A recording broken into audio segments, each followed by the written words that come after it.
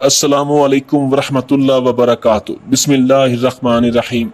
सुल्तान Salahuddin Ayyubi रहमतुल्लाह अलैह अपने सिपाहियों के साथ मिस्र के मशहूर गांव नोबियान से गुजर रहा था कि आपका गुजर नोबियान गांव के एक छोटे से बाजार से हुआ। सुल्तान ने सिपाहियों को हुक्म दिया कि हम आज दोपहर इसी बाजार में गुजारेंगे और जोहर की नमाज के बाद दोबारा अपनी मंजिल की तरफ रवाना हो जाएंगे। यहाँ आपको मिस्र के गांव नोबियान के बारे में बताते चलें कि गांव की जगह पहले एक बहुत कदीम कबीला आबाद था जिसका नाम नोबियान था। इसका तज़किरा अक्सर औक़ात पुरानी जंगों और पुराने वाक़यात में मिलता है कि यह कबीला बहुत ज़्यादा पुराना था और कदीम था, जिसकी वजह से आज इस गांव का नाम नोबियान ही रखा गया। यह दरियाए नील के किनारे आबाद है और यहाँ लोग सैर व तफरी के लिए आते हैं। शहर से इस गांव में आने वाले लोग जो सैर व तफरी करते हैं, उन्हीं से इस गांव के लोगों का पेट पलता है। ये अपनी कश्तियों पर आते हैं और इसी से ही इनका गुजर बसर होता है। ये गांव दरियाए नील के किनारे आबाद है और यहाँ बारिशें कम होती हैं और यहाँ लोगों का रहन सहन बहुत अच्छी तरह से है। यहाँ की गलियाँ कच्ची हैं और बारिशें कम होने की वजह से लोगों को ज़्यादा मुश्किलात भी नहीं होती। और बहुत सी रिवायात में यह भी मिलता है कि इस गांव में बड़े बड़े बादशाहों ने जंगें भी लड़ी थी, क्योंकि ये जगह बहुत फायदेमंद थी। नोबियान गांव के किनारे खड़ा होकर जब आप दरिया नील को देखते हैं तो दुनिया की आधी खूबसूरती आपको इसी गांव में देखने को मिलती है। बहुत से मुल्कों से लोग सिर्फ नोबियान गांव की सैर व तफरी के लिए आते हैं। वहाँ मिजाज और दोस्ती वाले लोग हैं और हर आने वाले सियाह को खुश आमदीद कहते हैं। नोबियान गांव के किनारे खड़ा होकर जब आप दरियाए नील को देखते हैं तो दुनिया की आधी खूबसूरती आपको इसी गांव में देखने को मिलती है। सुल्तान सलाहुद्दीन अय्यूबी रहमतुल्लाह अलैह ने बाजार की एक जगह क़याम फरमाया और थोड़ी देर आराम करने के बाद सुल्तान सलाहुद्दीन अय्यूबी रहमतुल्लाह अलैह बाजार की सैर व तफरी के लिए चल पड़े। आपने इस बाजार का हाल अहवाल जाना। आप रहमतुल्लाह अलैह अकेले बाजार में सैर व तफरी कर रहे थे कि आपकी नज़र एक दुकानदार पर पड़ी जिसके पास बहुत ज़्यादा रश लगा हुआ था। वो दुकानदार कसाब था और गोश्त का काम करता था। सुल्तान सलाहुद्दीन अय्यूबी रहमतुल्लाह अलैह ने बाकी दुकानदारों को देखा जो कि बिल्कुल फारग बैठे हुए थे। आप ये देखकर बड़े हैरान हुए कि बाकी सारे कसाब फारिग बैठे हुए हैं, किसी के पास कोई गाहक नहीं, लेकिन इस कसाब के पास बहुत रश लगा हुआ है। आप रहमतुल्लाह अलैह आम ताजर के बेस में थे और सुल्तान सलाहुद्दीन अय्यूबी रहमतुल्लाह अलैह इस ताजर के पास गए और पूछा, ए नौजवान, मैंने बाकी दुकानदारों को भी देखा, लेकिन तेरा गोश्त बाकी दुकानदारों की निस्बत बहुत तेजी से फरोख्त हो रहा है। क्या मैं इसकी वजह जान सकता हूँ? और मुझे पूछने पर यह भी मालूम हुआ कि तेरे गोश्त की कीमत बाकी दुकानदारों से 1 गुना ज्यादा है। फिर भी लोग तेरे पास क्यों आ रहे हैं? तुम्हारे गोश्त में ऐसी क्या खूबी है या कोई ऐसा राज है कि लोग तुम्हारे पास महंगा गोश्त खरीदने के लिए क्यों आते हैं? इसने सुल्तान सलाहुद्दीन अय्यूबी रहमतुल्लाह अलैह को टालने के लिए कहा कि लोगों का मुझ पर एतबार है कि मैं उन्हें कभी खराब चीज नहीं देता और मेरा कारोबार काफी पुराना है, इसलिए मेरे गाहक पक्के हैं और सिर्फ मुझसे गोश्त खरीदते हैं। ये सुनकर सुल्तान सलाहुद्दीन अय्यूबी रहमतुल्लाह अलैह समझ गए कि ये सिर्फ मुझे टालने के लिए ही बात कर रहा है। इसके पीछे बहुत बड़ी वजह है।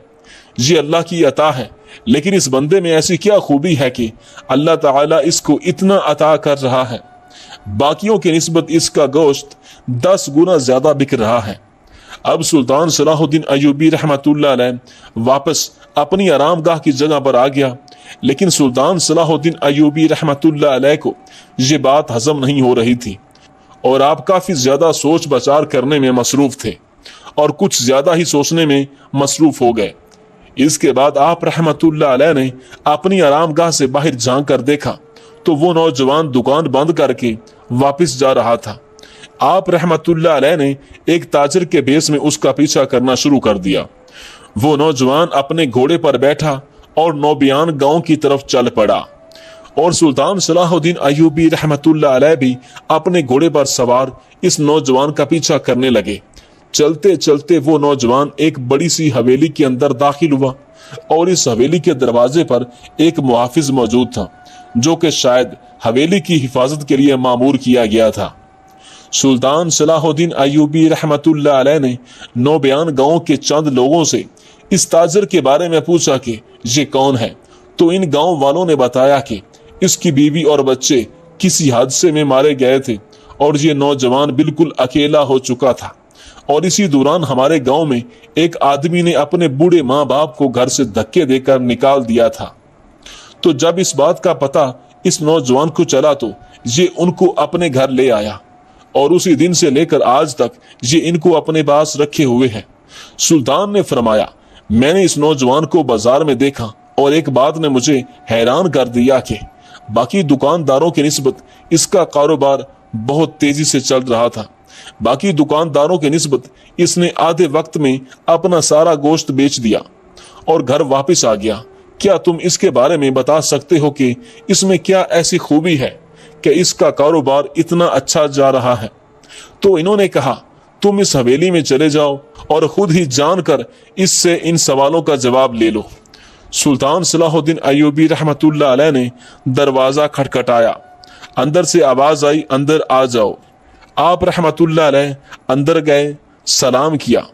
ताजर ने आपके सलाम का जवाब दिया और फिर अपनी मसरूफियत में मसरूफ हो गया। सुल्तान बड़ा हैरान था कि इस नौजवान ने मेहमान से कुछ नहीं पूछा और अपनी मसरूफियत में मसरूफ था। लेकिन फिर दूसरी तरफ सुल्तान बड़ा हैरान हुआ क्योंकि वो नौजवान कोई और काम नहीं बल्कि वो एक बूढ़े बुजुर्ग और एक बूढ़ी औरत की खिदमत में मसरूफ हो गया। क्योंकि सुल्तान जानता था कि ये इसकी अपने माँ बाप नहीं है, लेकिन ये इतनी खिदमत कर रहा है।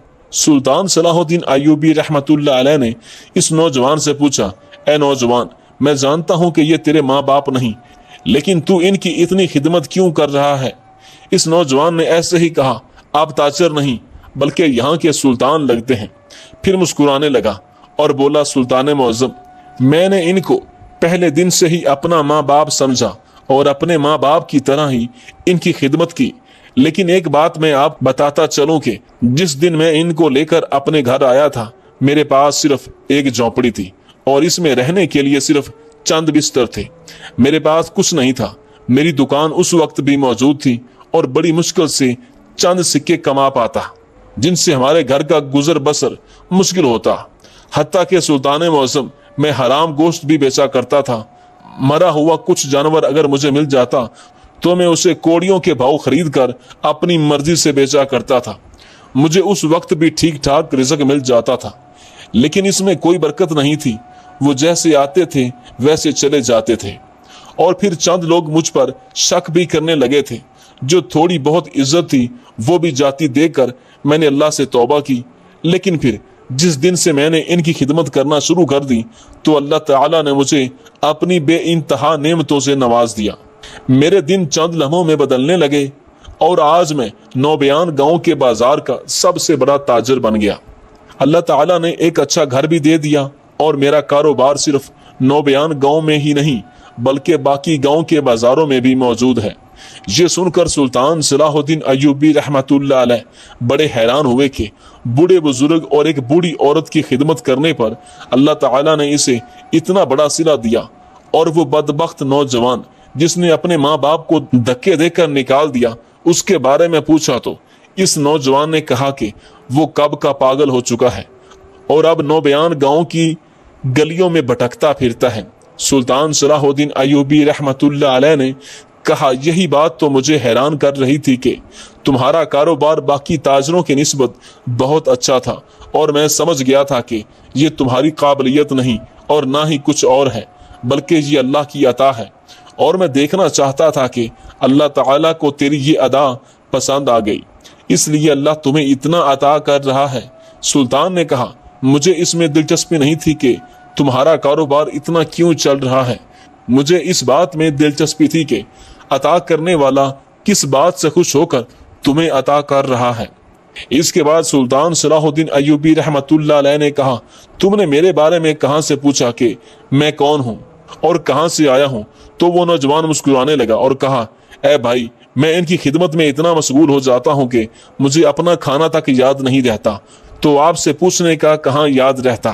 سلطان صلاح الدین ایوبی رحمۃ اللہ علیہ نے کہا، میں امیر مصر سلطان صلاح الدین ایوبی رحمۃ اللہ علیہ ہوں، اور کسی کام کے سلسلے میں میرا قافلہ اس بازار میں گزر رہا تھا، اور اسی دوران میری نظر آپ پر پڑی۔ یہ سن کر وہ نوجوان اس وقت سلطان کے قدموں میں گر پڑا اور کہا، سلطان معظم، مجھے نہیں پتا تھا کہ آپ سلطان معظم ہیں، ورنہ میں آپ سے یہ سلوک نہ کرتا۔